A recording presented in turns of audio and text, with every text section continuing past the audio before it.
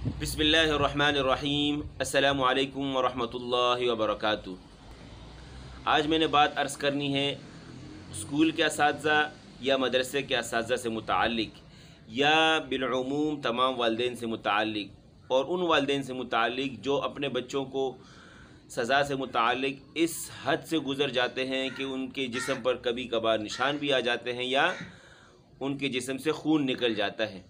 تو اس سے متعلق میں دو باتیں عرض کروں گا حکیم الامت حضرت مولانا اشرف علی تھانوی رحمہ اللہ کے حوالے سے۔ ان کا ایک شکوہ اور ایک سوال وہ عرض کرتے ہیں کہ مجھے سمجھ نہیں آتا کہ وہ والدین یا اساتذہ کرام جو بچوں کی سزا میں اس حد تک گزر جاتے ہیں کہ ان کے جسم پر خون نکل آتا ہے یا نشان بن جاتے ہیں، تو فرماتے ہیں کہ مجھے سمجھ نہیں آتا کہ اس کی معافی کس سے مانگی جائے۔ اگر ہم بچے سے معافی مانگتے ہیں تو بچہ معافی کا اہل نہیں ہے، اور اگر ہم معافی مانگ بھی لیں تو بچے کی معافی کا اعتبار نہیں ہے، تو ہم کس سے جا کر معافی مانگے۔ اور ایک اور جگہ انہوں نے اس سے متعلق ایک نسخہ بتایا ہے، اور لازمی بات ہے حکیم الامت رحمہ اللہ علیہ ہی ایسا نسخہ بتا سکتے ہیں۔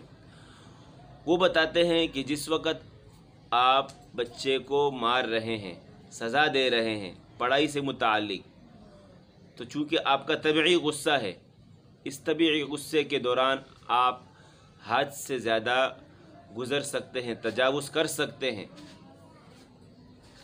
اس کی صورت یہ ہے کہ آپ اپنے اوپر اس وقت قابو پا لیں۔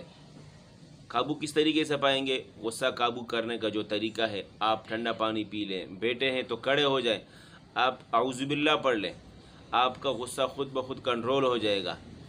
جب آپ کا غصہ کنٹرول ہو گیا، کچھ وقت گزر گیا، آپ اسی بچے کو بلائیں اپنے پاس، اور مصنوعی غصہ بنا کر، جو آپ کا طبعی غصہ ہے وہ تو گزر چکا، اب آپ نے مصنوعی غصہ بنانا ہے اور بچوں کو سزا دینی ہے، تاکہ اس کے دل میں ڈر ہو، کہیں ایسا وہ نہ سمجھے کہ آج میں نے غلطی کی، اب یہ غلطی میں بار بار دہراتا رہوں گا۔ یہی ہوتا ہے نا کہ جب آپ بچے کو کچھ سزا نہیں دیتے، کل کو وہ جو ہے پھر اس سے متعلق وہ اور زیادہ غلطیاں کرتا ہے، تو آپ نے مصنوعی غصہ بنانا ہے اور بچوں کو سزا دینی ہے۔ جس وقت آپ کا مصنوعی غصہ ہوگا اس میں آپ حد سے زیادہ نہیں گزریں گے، تجاوز نہیں کریں گے، آپ گناہ کے زمرے میں نہیں آئیں گے، آپ کو کل جواب دینا نہیں ہوگا، نہ آپ مدرسے کو جواب دہ ہوں گے، نہ کل آپ بروز قیامت اللہ کے ہاں جواب دہ ہوں گے۔ اسی کے ساتھ میں اجازت چاہتا ہوں، اپنا خیال رکھیے گا۔ السلام علیکم ورحمۃ اللہ۔